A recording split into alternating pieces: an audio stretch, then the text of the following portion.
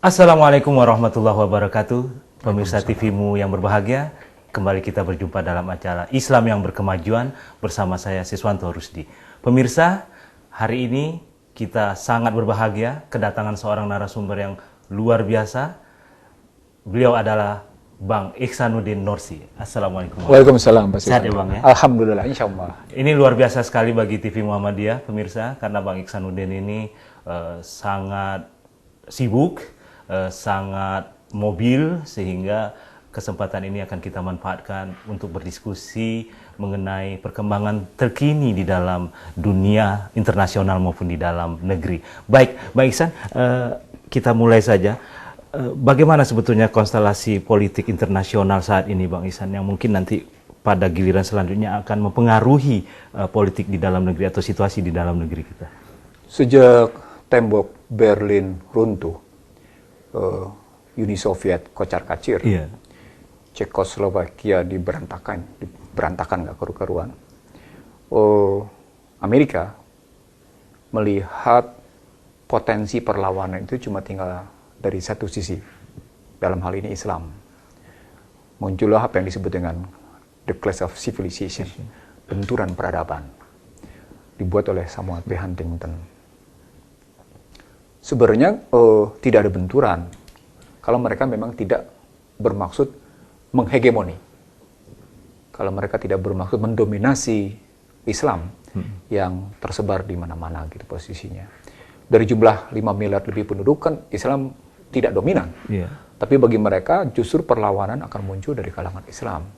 Dan potensi perlawanan itu bukan hanya muncul dari kawasan Timur Tengah, bukan hanya muncul dari kawasan Asia Selatan, tapi juga muncul dari kawasan Asia Tenggara. Kalau muncul dari kawasan Asia Tenggara berarti muncul dari yang namanya Indonesia. Dan di sanalah mereka melihat potensi perlawanan itu ada posisinya.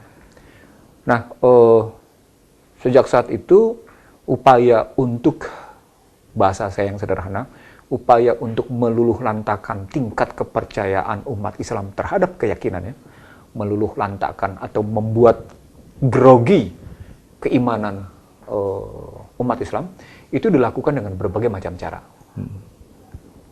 Nah, sebelum sampai ke sana, mereka setelah itu mukul kembali Irak. Perang Irak terjadi gitu ya posisinya. Sebelum perang Irak mereka lakukan apa yang disebut dengan merestruktur perekonomian lewat rontoknya WTC pada 11 September 2001 posisi. Berbagai dokumen sesungguhnya menunjukkan juga bahwa peristiwa WTC mereka buat dalam rangka mereka memperkokoh diri. Jadi ada yang disebut dengan self-destruction to reconstruction. Merusak posisi diri untuk merekonstruksi kekuatan. Nah, gitu posisinya. Tadi Bang Ihsan menghegemoni ya Bang Ihsan.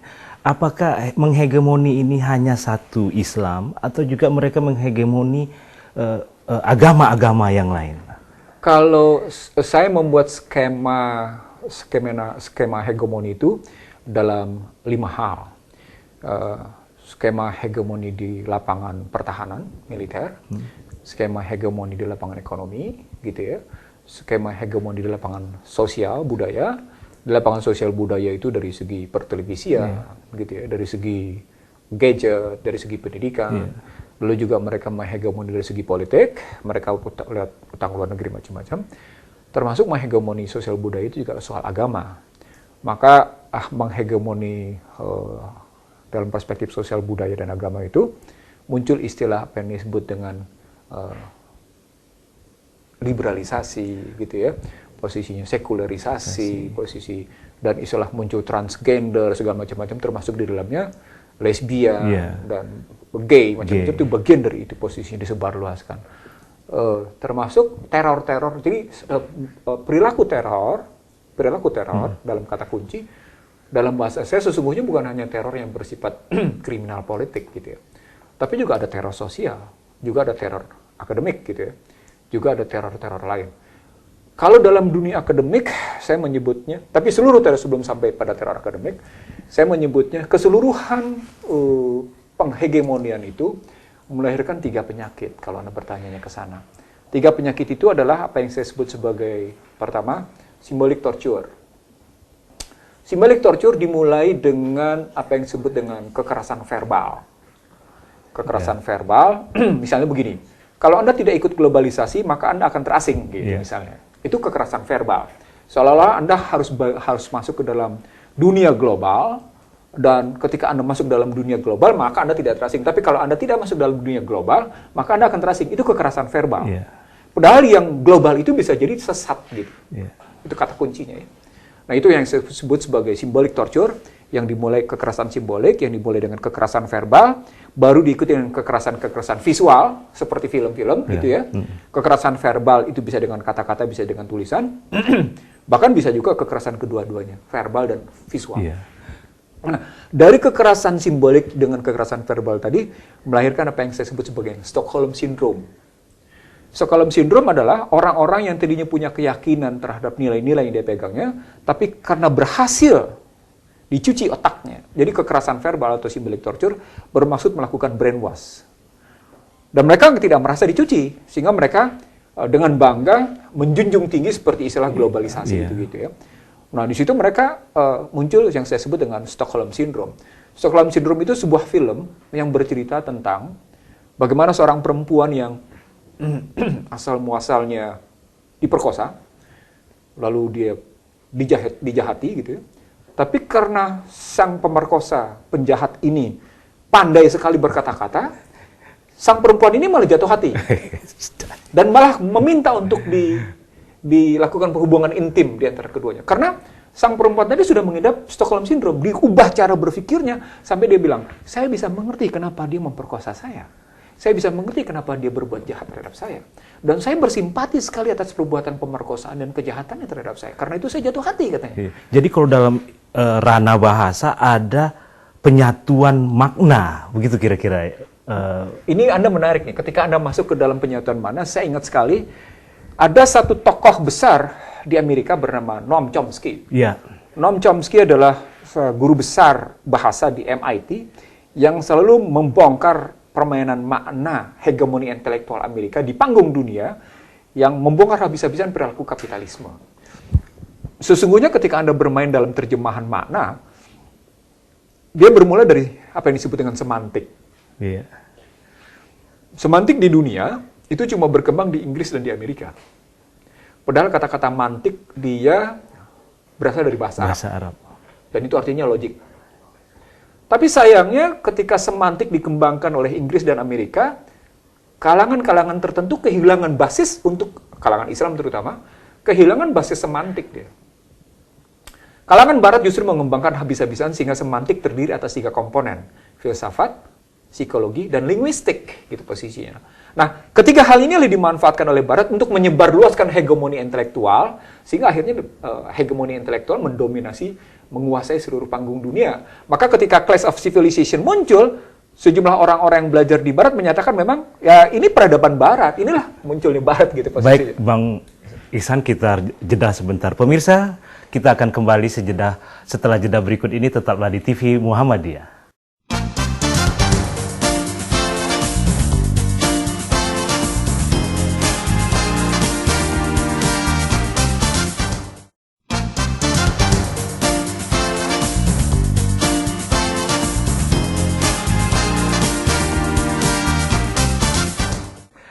Pemirsa, kita kembali dalam acara Islam yang berkemajuan bersama Bang Ihsanuddin Nursi.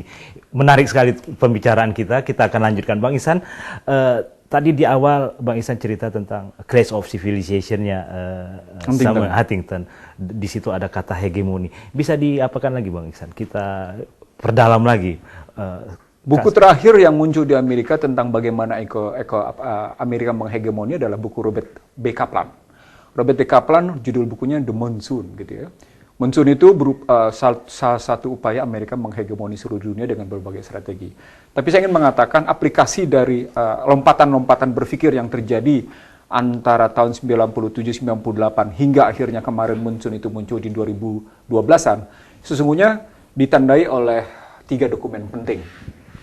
Dokumen pertama, dokumen 17 September 2002, berjudul National Security Strategy of US.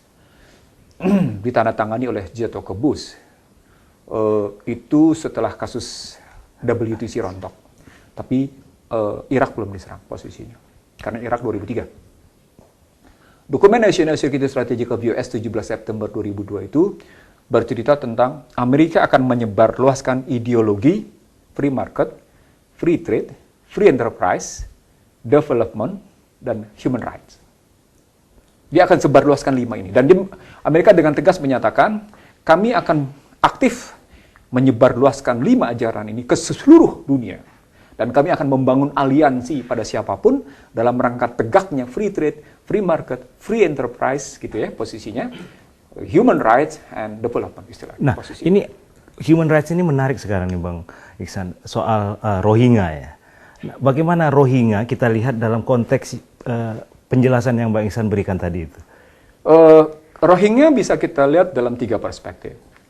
Perspektif pertama, perspektif bagaimana konflik antar agama. Yeah. Bisa juga kita lihat dalam perspektif konflik regional, tapi bisa juga kita lihat dalam konflik internasional. Jadi tidak melulu agama ini ya Bang? Karena akumulasi dia. Ya, karena opini publik ya, agama gitu. Tapi ini akumulasi. Akumulasi bahwa sesungguhnya memang sedang terjadi pertarungan, istilah saya kalau saya biasa menyebut ada economic ideology war, pada hakikatnya memang ada peperangan agama di dunia. Bahasanya ideologi, tapi sesungguhnya perang agama. Kalau kita lihat Buddha versus Islam, gitu ya, katakan begitu ya. Yeah. Saya melihatnya ada pihak-pihak tertentu yang memang sedang memanfaatkan konflik itu.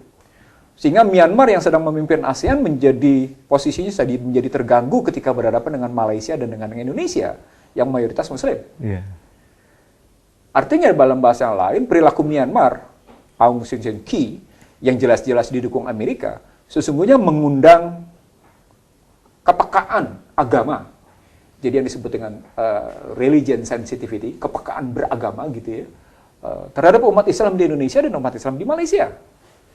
Itu makanya tadi saya bilang, isu agamanya ketemu, isu regionalnya ketemu, isu internasionalnya ketemu. Kenapa? Karena Myanmar di satu sisi juga mencoba bermain dengan Amerika, dengan Aung San Suu Kyi yang didukung habis-habisan oleh Amerika, tapi pada saat yang sama Myanmar juga mencoba menoleh ke Cina posisinya.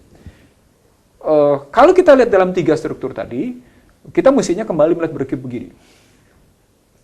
Situasi konflik keagamaan itu bagian dari upaya untuk, dalam bahasa sederhana, divide et impera. Politik belah bambu, pecah belah adu domba. Sehingga tidak ada kekuatan. Kasus Timur Tengah, Arab Spring misalnya, itu juga gambaran pecah belah. Saya ingin mengatakan sama Anda, saya lompat langsung ke situasi National Security Strategy of US yang ditandatangani oleh Obama pada Februari 2015. Berarti baru Sekali. Ya. Dan akhirnya melahirkan dampak kritik luar biasa dari Amerika. Masyarakat Amerika mengkritik Obama dalam kasus Syria dan kasus Ukraina, Crimea Ukraina.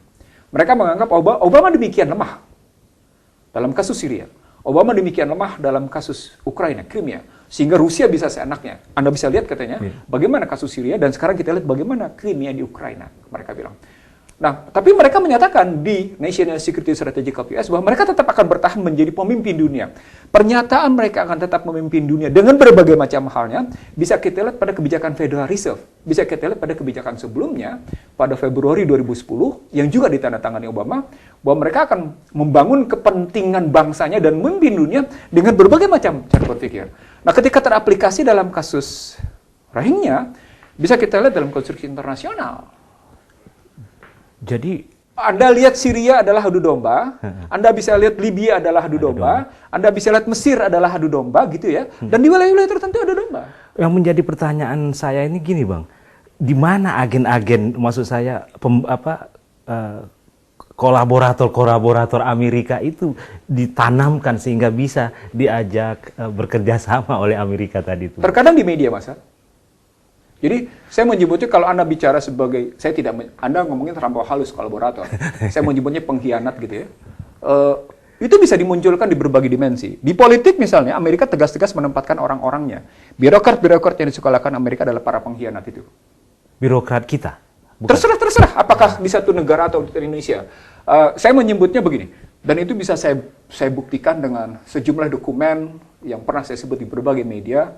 Betapa enaknya para birokrat, para petinggi itu menandatangani perjanjian-perjanjian tertentu dengan Barat, tapi membuat Indonesia terseok-seok. Contoh sederhana adalah soal nilai tukar bebas. Contoh sederhana yang sekarang ini sedang terjadi, ketidakmampuan kita mengendalikan pangan. Itu kan karena kemarin kita tanda tangan dengan IMF pada 98, bahwa beras adalah komoditas bebas, tidak boleh diatur oleh pemerintah. Sekarang harganya tidak karu-karuan, gejolaknya luar biasa. Begitu juga pada persoalan energi, begitu juga pada persoalan keuangan gitu ya. Itu kan ditandatangani oleh para akademisi yang menjadi birokrat, yang dia tidak paham bahwa sesungguhnya punya dampak. Saya tidak tahu tidak paham atau enggak, tapi buat saya mestinya mereka paham. Karena saya pernah mengingatkan ketika saya di DPR, saya menjadi anggota dewan yang terasing, karena hampir sebagian besar menyetujui dengan gerak permen itu, saya tidak. Saya tidak pernah setuju pinjaman IMF, saya tidak pernah bersetuju pada letter of intent, gitu posisinya. Saya menolak sejumlah undang-undang yang didiktekan Amerika ke Indonesia, misalnya gitu ya. Tegas-tegas menyatakan tidak, gitu posisinya. Nah, kalau Anda masuk ke dalam konstruksi regionalnya, begitu jadi ngelihatnya. Konstruksi internasional ke nasionalnya. Nah, adu domba yang itu akan berlanjut lagi ke dalam adu domba yang paling tajam. Adu domba di dunia pendidikan tinggi, di perguruan tinggi. Dan adu domba di media massa. Kalau sudah masuk adu domba di perguruan tinggi, Anda akan lihat hegemoni intelektual. Seolah-olah pemikiran Barat adalah segala-galanya disebut dengan free market, free enterprise gitu ya, free trade gitu ya. Kan dianggap sebagai ideologi. Dan dianggap sebagai sebuah kebenaran. Dan kemudian Amerika sendiri memprotes sejumlah kalangan, ini bukan free trade katanya, tapi fair trade katanya. Bukan free market maksudnya, tapi fair market istilahnya. Begitu jadi ceritanya. Bermain kata seperti Noam Chomsky tadi. Semantik. Semantik tadi. Tetapi jangan salah, di 2014 dan di awal 2015 muncul lagi kritik habis-habisan yang buat saya Indonesia, maaf ya, sejumlah intelektualnya, sejumlah akademisinya ketinggalan zaman. Gitu ya. Sejak krisis mereka di 2008-2011, sesungguhnya George Walker Bush, para petinggi-petinggi Amerika sudah diingatkan bahwa kebijakan mereka salah arah, gitu ya. Dan itu berdampak ke dunia, salah arahnya. Sehingga akhirnya dunia seperti sekarang. Itu 2004. Di 2010-2011 mereka sudah ingatkan, ini terjun payung kita, free fall, kata Stiglitz. Stiglitz mengingatkan lagi, ini akhirnya ketimpangan, dimunculkan lagi oleh namanya Thomas Piketty.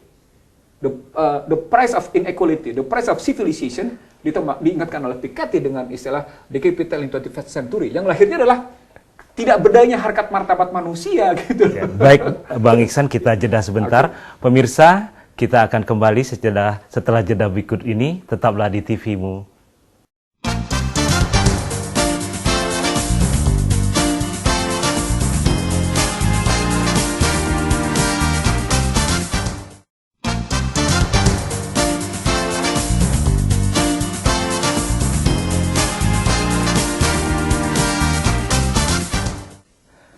Pemirsa, kita lanjutkan diskusi kita dalam acara Islam yang Berkemajuan bersama Bang Ihsanuddin Nursi.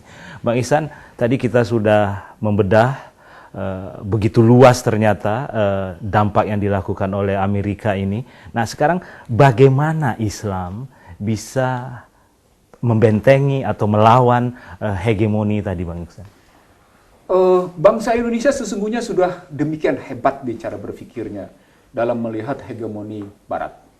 Anda bayangkan di 1905, kalangan Islam sadar bahwa tidak mungkin bersatu padu dengan sistem ekonomi Barat. Dan itu dilakukan oleh Belanda dengan cara pemerintahan tidak langsung. Maka kalangan Islam membentuk Syarikat Dagang Islam. Kalangan Islam di Pekalongan membangun sendiri perekonomian yang melakukan demarkasi atas perekonomian Barat dengan demarkasi dengan kelompok Islam. Dan mereka pergi ke Pasar Klewer dan menyatakan kami tidak bersatu padu dengan perekonomian Barat. Sayangnya sejumlah orang Jawa merasa tersinggung dengan gerakan Islam sehingga mereka melahirkan 1908. Tetapi 1905 ternyata ditengarai demikian luar biasanya pada perdebatan BPUPKI. Dan di sana kelihatan umat Islam demikian mewarnai sehingga Anda bisa lihat demikian hebatnya kata pembukaan dan demikian hebatnya batang tubuh yang tersusun pada era itu. Jadi kalau Anda mencari rumusan-rumusan Undang-Undang Dasar 45 pada batang tubuhnya, Anda akan temukan ayat, Anda akan temukan hadis sesungguhnya. Selalu ada ayat, selalu ada hadis yang Anda bisa temukan di sana. Hebatnya itu gimana? Maksudnya menjangkau jauh ke depan atau gimana hebatnya? Di satu sisi rujukan hadis ayatnya ada. Tapi di sisi lain dia bisa merujuk bukan lagi 3 generasi tapi 4 generasi. 4 generasi. Itu karenanya konferensi Asia Afrika yang basisnya adalah kata pembukaan, yang basisnya adalah batang tubuh 1945 dianggap sebagai bentuk perlawanan terhadap Barat. Jadi kalau kemudian kita bisa sejarahnya seperti itu, tidak heran kalau andai kata memang Indonesia betul-betul berpijak pada konstitusinya, dia merupakan sebuah bentuk pemikiran alternatif terhadap Barat dan terhadap Timur. Karena kita tidak ingin tunduk pada Barat dan tunduk pada Timur, kita tunduk pada modal keindonesiaan. Contoh hadis atau ayat tadi gimana itu maksudnya? Pasal 34, Anda bisa lihat Al-Ma'un. Fakir miskin dan anak terlantar, arwa'aital ladzi yukadzibu biddin, gitu ya, posisinya. Lalu kalau Anda ambil misalnya pada ayat 1, pasal 1 ayat 2, majelis permusyawaratan kedaulatan rakyat dijalankan oleh majelis dan majelis terdiri, itu modal Islam. Islam menggunakan sistem majelis. Pasal 1 ayat 2, pasal 2 ayat 1. Ketemunya di situ. Sistem majelis. Dia tidak modal, dia menggunakan model demokrasi langsung untuk mereka orang-orang yang punya pendidikan demikian tinggi. Seulang ya. Anda boleh menggunakan demokrasi liberal sepanjang Anda punya kesetaraan dalam pendidikan, pengalaman, dan pengetahuan. Tapi Anda tidak boleh menggunakan modal liberal terhadap masyarakat di bawah. Dan itulah itu yang dalam Islam di mana terjadi modifikasi luar biasa terhadap model demokrasi langsung dan model demokrasi tidak langsung. Jadi ada 3 model di dalamnya dalam cara berpikir the founding father dalam cara berpikir Islam. Itu yang saya bilang sejumlah amandemen pada 2001 itu salah karena mereka tidak berusaha mencari akar berpikir di balik pasal 1 ayat 2 dan pasal 2 ayat 1. Jadi sebetulnya kontribusi umat Islam ini bukan hanya sekedar 7 kalimat itu ya Bang Ihsan ya. Dia jauh melebihi. Jauh melampaui. Bahkan kalau Anda kembali lagi dalam misalnya pada kata pembukaan di alinea 3, berkat rahmat Allah yang maha kuasa dan didorong oleh keinginan leluhur, maka kalimat pentingnya adalah soal teokrasi. Kata-kata berkat rahmat Allah teokrasi. Kata-kata didorong oleh keinginan leluhur, jangan kasih kekuasaan pada mereka yang menghendakinya. Hadisnya begitu kan? Kalimatnya. Di situ sesungguhnya demikian majunya. Bahkan kalau Anda ambil survei majalah Time 15 Juli tahun 1974, yang bertanya siapa pemimpin besar paling berpengaruh di dunia, ternyata jawabannya adalah Islam. Dan itu dituang dalam kata pembukaan, dalam alinea 4. Bahwa pemimpin besar dan paling berpengaruh adalah mereka yang melindungi. Bahwa pemimpin besar adalah mereka yang paling mendidik dan menyejahterakan. Bahwa pemimpin besar adalah mereka yang membangun keyakinan kepada masyarakatnya bahwa perjalanan ke depan adalah benar. 1, 2 dilakukan oleh banyak pemimpin. Yang ketiga, tidak semua pemimpin bisa melakukannya. Karena membangun keyakinan ke depan perjalanan benar hanya satu. Al-haq min rabbik fala takunanna minal mumtarin. Nggak ada cara lain. Nggak bisa. Ihdinas siratal mustaqim cuma jalan. Nah, ketika kita aplikasi dalam cara berpikir begitu, maka dalam panggung internasional bisa kita lihat sesungguhnya. Perdebatan dari mulai perang salib sampai akhirnya Babilonia dijatuhkan, Babilonia dijatuhkan, perang salib terjadi dan seterusnya sampai akhirnya Islam tidak pernah menemukan lagi umat Islam tidak menemukan lagi kejayaannya. Tadi karena makin menjauh, sama seperti bangsa Indonesia. Dia tidak menemukan lagi kejayaan berpikirnya karena makin jauh meninggalkan konstitusinya. Jadi kalau Muhammadiyah kembali menarikkan jihad konstitusi karena memang berusaha menemukan kembali kejayaan berpikir dan kejayaan bersikap. Luar biasa. Bang Ihsan, dalam pengamatan Bang Ihsan, negeri Islam yang setara dengan Indonesia dalam berpikir ini ada nggak, Bang? Saya sendiri melihat begini, ada negeri yang hanya menerapkan pidana Islam, tapi sistem ekonominya enggak, sistem politiknya juga enggak, gitu ya. Ada yang coba campur aduk, gitu ya. Karena ini sudah sampai pada posisi al-yauma akmaltu lakum dinakum, begitu sempurnanya ajaran ini, gitu ya. Maka hingga hari ini kita tidak melihat satu negara yang mencoba menerapkan itu dengan sempurna. Kita dijebak ke dalam perdebatan kelompok-kelompok, dan dengan perdebatan kelompok-kelompok itu kita diadu domba. Tapi tadi paling tidak the founding fathers kita sudah mampu memformulasikannya dibanding pemimpin Islam yang lain. Begitu nggak kira-kira, Bang? Itulah yang disebut dengan betapa hebatnya para pemimpin Islam dari Indonesia. Dia bisa melampaui banyak para pemimpin di dunia. Sehingga bahasa-bahasa yang muncul dalam bahasa Al-Quran diterjemahkan ke dalam sebuah bahasa konstitusi dan mengena ke hampir semua masyarakat yang baru merdeka di pertengahan abad 20. Padahal belum ada internet, belum ada HP ya, Bang. Dan di situ sesungguhnya kalau pertanyaan Anda bisa saya jawab dengan begini. Ada satu pertemuan non-alignment movement di Iran, gitu ya. Sebelumnya dilakukan di Amerika Latin. Mereka mengakui bahwa Dasar-Sila Bandung luar biasa. Dan kalau mereka mengakui Dasar-Sila Bandung luar biasa, rujukannya nggak ada lain. Kata pembukaan dan batang tubuh. Di sana sesungguhnya adalah salah jika memusuhi Indonesia. Karena Indonesia tidak mencari permusuhan. Itu yang disebut dengan bebas aktif. Sifatnya defense, gitu ya. Dalam cara berpikir Islam tidak pernah melakukan offense, serangan, tapi bertahan.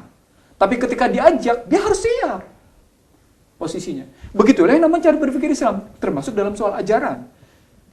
Kita harus tidak boleh menyerang pemikiran orang, tapi kita tahu bahwa cara berpikir kita, standar berpikir kita, itu adalah Al-Quran. Ar-Rahman al-Quran, Ar-Rahman al-Mahulayan. Iya. Ketemu lagi deh betapa sempurnanya ajaran. Gitu, nah, ini kan kita udah terlalu jauh berjalan ya. Kita meninggalkan apa yang dibentuk oleh founding fathers kita. Bisa nggak kita kembali ke belakang untuk memperbaiki dan meluncur jauh ke depan sebagai sebuah negara, Bang? Kalau Anda mengharap pada sistem yang sekarang, nggak bisa. Karena sistem yang sekarang tidak dalam sistem yang sesungguhnya berpijak pada konstitusi. Jadi Anda tidak bisa berpikir atau berharap sistem ini akan mengembalikan harkat martabat bangsa. Anda nggak bisa. Jauh dari itu posisinya. Yang kedua, dunia pendidikan kita sudah berhasil diacak-acak. Kurikulum yang menyebar luas di semua perguruan tinggi adalah kurikulum yang menjunjung tinggi betapa pendidikan barat itu luar biasa. Tidak ada pengakuan bahwa kurikulum berbasis Al-Quran itu adalah kurikulum yang demikian fenomenal. Kita punya nggak kurikulum berbasis Al-Quran itu menurut Abang? Saya baru saja ngomong dengan beberapa teman-teman pesantren bahwa pesantren di Indonesia pun ketika mencari model pendidikan Islam sesungguhnya belum saya lihat. Gitu. Artinya begini, saya ingin mengatakan begini. Aku angkat derajat kamu karena iman kamu, aku angkat derajat kamu karena ilmu kamu, dan sebaik-baiknya derajat kamu karena iman dan ilmu. Sesungguhnya mau tidak mau model pembelajaran tidak bisa dengan model pembelajaran materialisme. Kalau model pembelajaran tidak bisa materialisme, tidak boleh mengembangkan hanya intelektualitas. Harus spiritualitas juga. Harus juga mengembangkan spiritual quotient, harus juga mengembangkan emotional quotient. Riwayat Rasulullah berjuang adalah bukan sekedar pada riwayat intelektual, tapi sekaligus riwayat emosional dan spiritual. Ketemu dia dalam sebuah keseimbangan. Itu yang saya sebut sebagai sebuah segitiga sama sisi dan merupakan bidang sempurna terdiri atas spiritual quotient, intellectual quotient, dan emotional quotient. Aplikasinya adalah bagaimana Anda menegakkan akdun biqalbi ikarun bisan amalun bil kan nggak bisa enggak. Nggak ada tawar menawar itu. Terima kasih. Dan itulah aplikasi kemajuan itu ada di situ. Mengaplikasikan ketiga-tiganya adalah sebuah kemajuan. Terima kasih Bang Ihsan. Sayang waktu kita sangat terbatas, padahal ini satu topik yang luar biasa. Pemirsa, demikianlah dialog kami dengan Bang Ihsanuddin Nursi, seorang pemikir yang berpikir dengan cara-cara yang menurut saya unik dibanding pemikir yang lain. Mudah-mudahan apa yang beliau sampaikan dalam acara Islam yang berkemajuan ini bisa dapat kita ambil pelajarannya. Demikianlah acara kita akan berjumpa lagi pada acara yang sama pada kesempatan berikutnya. Wassalamualaikum warahmatullahi wabarakatuh. Waalaikumsalam warahmatullahi wabarakatuh. Terima kasih.